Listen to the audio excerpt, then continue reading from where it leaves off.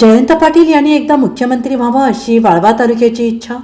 जयंत पाटील यांचे निकटवर्तीय आणि सांगली जिल्हा मध्यवर्ती सहकारी बँकेचे माजी अध्यक्ष दिलीप पाटील यांनी व्यक्त केली इच्छा. तर तुमच्या मनात जी सल आहे तीच माझ्या मनात सल आहे, पण गद सोडायची नाही. जयंत पाटील यांचं विधान. जयंत पाटील यांनी एकदा मुख्यमंत्री व्हावं अशी वाळवा तालुक्याची इच्छा आहे. अशी इच्छा जयंत पाटील यांचे निकटवर्तीय आणि सांगली जिल्हा मध्यवर्ती सहकारी बँकेचे माजी अध्यक्ष दिलीप पाटील यांनी व्यक्त केली आहे. ईश्वरपूरमध्ये दिलीप पाटील यांच्या बहुआयामी चरित्र ग्रंथाच्या पार पडलेल्या प्रकाशन सोहळ्यामध्ये दिलीप पाटील हे बोलत होते. या कार्यक्रमाला खासदार अमोल कोल्हे, जयंत पाटील, आमदार शशिकांत शिंदे, रोहित पाटील यांच्यासह विविध क्षेत्रातील मान्यवरांची उपस्थिती होती. यावेळी दिलीप पाटील यांनी आपल्या भाषणात जयंत पाटील यांच्या नेतृत्वाचे कौतुक करताना जयंत पाटील यांनी एकदा मुख्यमंत्री व्हावं अशी वाळवा तालुक्याची इच्छा आहे.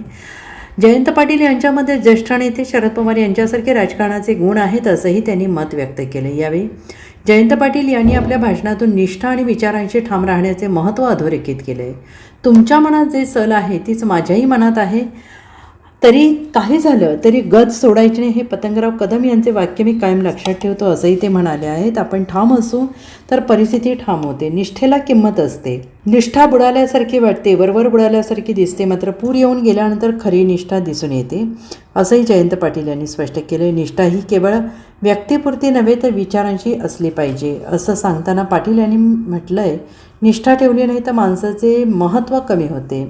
निष्ठा विचारांची असली पाहिजे. यामुळे निष्ठावान नसलेले अनेक जण आले आणि गेले असंही जयंत पाटील यांनी म्हटलंय.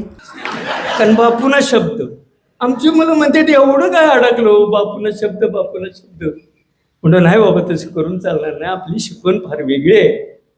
जयंत पाटील तर जयंत पाटलांच्या जवळ राहायचं आणि त्या निष्ठेला बाधा येऊन द्यायची नाही.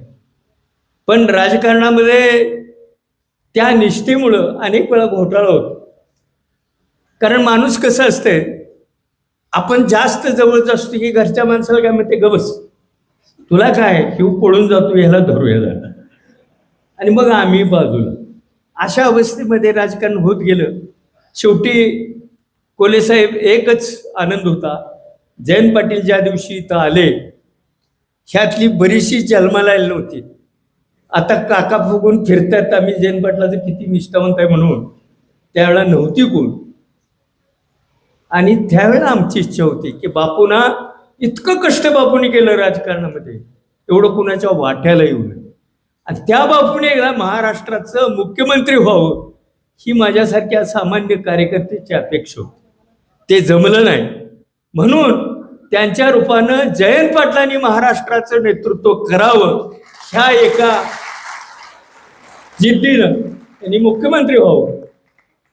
आम्ही काही ताकाला जाऊन मोगात दडवत नाही. कोल्हे साहेब, शिंदे साहेब, तुम्ही पक्षाचे अध्यक्ष आहे, इथं आर पाटला चिरंजीव आहे. जयंत पाटलांनी एकदा मुख्यमंत्री झालेलं वाळवा तालुक्याने बघितलं पाहिजे. तोपर्यंत आम्ही देह सोडत नाही. निष्ठा आहे आमची, त्याला काही इलाज नाही. Bureau report SVN Marathi, Sangli.